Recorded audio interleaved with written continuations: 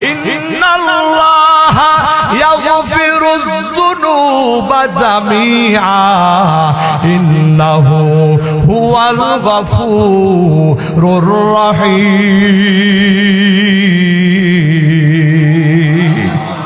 আমার আল্লাহ বলতেছে, বান্দা এইরকম দ্বীনি কথা শোনার পরে যদি তোমার অন্তরের ভিতরে তোমার গুনাহের কাজের জন্য অনুতপ্ত হইয়া যাও, এরে বান্দা আমি আল্লাহ তোদেরকে বড় মায়া বড় মোহাব্বত করে ডাক দিতেছি, বান্দা ইয়া ইবাদি আল্লাযীনা আসরাফু আলা আনফুসিহিম।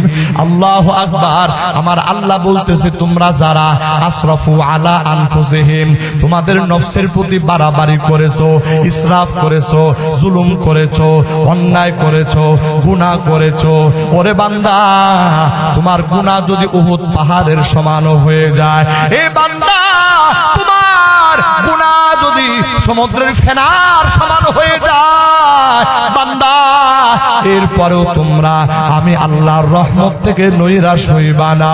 আমার আল্লাহ বলে, শুধু অনুতপ্ত হইয়া এতটুকুন কথা বলবা, আল্লাহ আমি তো অন্যায় করেছি, গুনাহ করেছি, এটা আমার জন্য উচিত হয় নাই।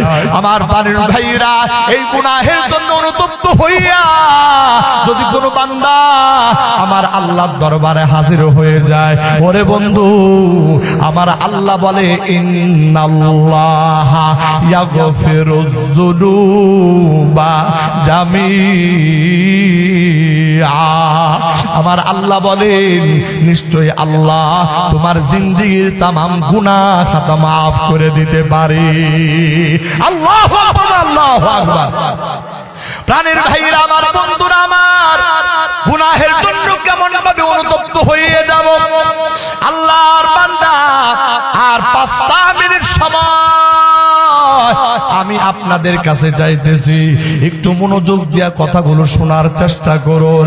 ওরে বন্ধু, হেদায়েত কিভাবে আসবে এটা তো আমি জানি না, হেদায়েত তখন কার ভিতরে আসবে এটা আল্লাহ ভালো জানে। ওরে বন্ধু, আজকের কথাগুলি আল্লাহ যেন আমাদের দিল পর্যন্ত পৌঁছায়া দেয়, এই কথাগুলি যেন আমার আপনার হেদায়েতের জন্য আমার আল্লাহ ওসিলা বানায়া দেয়। একটু জবান খুলে আওয়াজ দিয়ে বলেন আমিন। প্রাণের ভাইরা আমার, বন্ধুরা, গুনাহের জন্য কেমন ভাবে অনুতপ্ত হইতে হয়। আল্লাহর বান্দা এই দুনিয়ার একজন বিখ্যাত আলেম ছিলেন হযরত আব্দুল্লাহ ইবনে মুবারক রাহমাতুল্লাহি আলাইহি। ওরে বন্ধু, জীবনের গুরুত্বপূর্ণ সময়টা হাদিস পড়ে পড়ে কাটায় দিয়েছেন। গোটা দুনিয়ার